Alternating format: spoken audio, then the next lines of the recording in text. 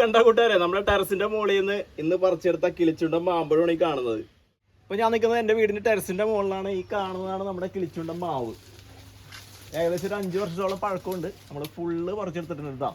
നല്ല മാവിനങ്ങൾ നമ്മളോട് ചോദിച്ചിട്ടുണ്ടെങ്കിൽ നമ്മൾ പറയും കുളമ്പ്, കോട്ടർകോണം, പ്രിയൂര് എന്നൊക്കെ പറയും. പക്ഷേ ആ ഒരു മാങ്ങകളോട് കിടപിടിക്കാൻ പറ്റിയ ഒരു മാങ്ങ തന്നെയാണ് കിളിച്ചുണ്ടൻ മാമ്പഴം എന്ന് പറയുന്നത്. പക്ഷേ ഇത് ആരും റെക്കമെൻഡ് ചെയ്ത് കണ്ടിട്ടില്ല.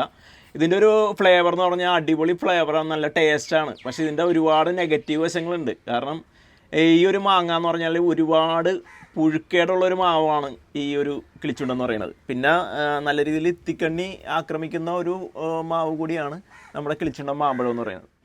ഇതാണ് കിളിച്ചുണ്ടൻ മാമ്പഴം. ഈ കിളിച്ചുണ്ടൻ മാമ്പഴത്തിൻ്റെ ഈ ഒരു അടിഭാഗത്ത് കിളിയുടെ ചുണ്ട് പോലെ ഇരിക്കുന്നതിൻ്റെ പേരിലാണ് ഇതിനെ കിളിച്ചുണ്ടൻ മാമ്പഴം എന്ന് പറയുന്നത്. കിളിച്ചുണ്ടൻ മാമ്പഴം കാഴ്ചയിൽ നല്ല ഭംഗിയായിക്കോളും. ഈ വെയിലടിക്കുന്ന ഭാഗങ്ങളിലൊക്കെ നല്ല ചുമന്ന നിറമായിക്കോളും. പിന്നെ ഇതിൻ്റെ തൈ നമുക്ക് നേഴ്സറികളിൽ വളരെ അപൂർവമായിട്ടാണ് വാങ്ങാൻ കിട്ടത്തുള്ളൂ. ഇത് വേറൊരു പ്രത്യേകത പറഞ്ഞാൽ ഇത് പോളി എംബ്രോണിക്കാണ്, അതായത് ബഹുഭ്രൂണമാണ്. അതായത് ഇതിൻ്റെ മാങ്ങയുടെ അണ്ടി കിളിർപ്പിച്ചിട്ടുണ്ടെങ്കിൽ ഇതിൻ്റെ മാതൃഗുണം തന്നെ കിട്ടും.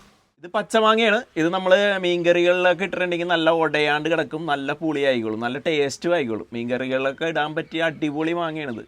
ഈ കിളിച്ചുണ്ടൻ തന്നെ 2 ഇനം ഉണ്ട്. ഇത് ചെറിയ കിളിച്ചുണ്ടനാണ്, അതുപോലെ തന്നെ വലിയ കിളിച്ചുണ്ടനും ഉണ്ട്. നമ്മൾ വീഡിയോ ചെയ്യാൻ വേണ്ടി ഇവിടെ കുറച്ച് മാമ്പഴം പറിച്ച് വെച്ചിട്ടുണ്ട് കേട്ടോ. അപ്പോഴേക്കും നമ്മുടെ കായ്ച്ച ഇവിടെ വന്നിട്ടുണ്ട് അറ്റാക്ക് ചെയ്യാനായിട്ട്. ഇതുണ്ട, ഇതാണ് കായ്ച്ച എന്ന് പറയുന്നത്. അപ്പോൾ ഫെറോമോൺ കെണിയൊക്കെ ഇതിൽ തൂക്കിയിട്ടുണ്ടെങ്കിൽ ഒരു പരിധി വരെയൊക്കെ നമുക്ക് പുഴുവിൻ്റെ ആക്രമണത്തെ ചെറുക്കാനായിട്ട് സാധിക്കും. പഴുത്ത് കഴിഞ്ഞിട്ടുണ്ടെങ്കിൽ മാവി തന്നെ ഇങ്ങനെ കിടക്കും, വീഴത്തില്ല. നമ്മൾ ഇതിൽ നല്ല രീതിയിൽ പുഴുവൊക്കെ വന്ന് അവസാനം കാക്കയൊക്കെ കൊത്തിയിടും. കാക്ക കൊത്തിയിട്ട് കഴിയുമ്പോൾ മുറ്റമൊക്കെ ആകെ അലമ്പാവും. അപ്പോൾ നമുക്ക് നല്ലൊരു പഴുത്ത മാങ്ങ കിട്ടിയിട്ടുണ്ട്. നമുക്കിതൊന്ന് കട്ട് ചെയ്ത് നോക്കാം. നല്ല ടേസ്റ്റാണ്. ടേസ്റ്റിന് ഉപരി ഇതിൻ്റെ ഒരു ഫ്ലേവറാണ്, പ്രത്യേകതരം ഫ്ലേവറാണ് ഇതിന്. ഇതൊന്ന് കട്ട് ചെയ്യാം. ഇപ്പം നമ്മൾ പുഴുവില്ലാണ്ട് കിട്ടിയ ഒരു മാങ്ങയുണ്ടോ. ആദ്യം ഉണ്ടാകുന്ന മാങ്ങകളെല്ലാം നല്ല പുഴുവില്ലാണ്ട് നമുക്ക് കിട്ടും. പിന്നെ അവസാനം ഉണ്ടാകുമ്പോൾ ആ മഴയൊക്കെ പെയ്ത് കഴിയുമ്പോൾ നിറച്ചും പുഴുവായിക്കോളും. അപ്പം അതിന് മുമ്പ് തന്നെ നമ്മളിത് ചെനച്ച ഒരു പരുവാകുമ്പോൾ തന്നെ നമ്മൾ പറിച്ച് ഉപ്പിലിട്ട് വെച്ച് കഴിഞ്ഞാൽ നല്ല രീതിയിൽ നമുക്ക് ഇതുപോലെ തന്നെ കിട്ടും. ഇതിപ്പോൾ ആ രീതിയിൽ നമ്മളെടുത്ത ഒരു മാങ്ങയാണ്. അടിപൊളി.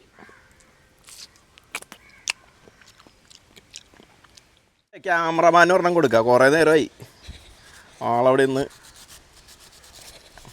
കൊതിച്ചിരിക്കണത്. ഇതാണ് നമ്മുടെ ക്യാമറമാൻ. കഴിച്ചിട്ട് എങ്ങനെയുണ്ട്? സൂപ്പർ. ഫ്ലേവർ എങ്ങനെയുണ്ട്?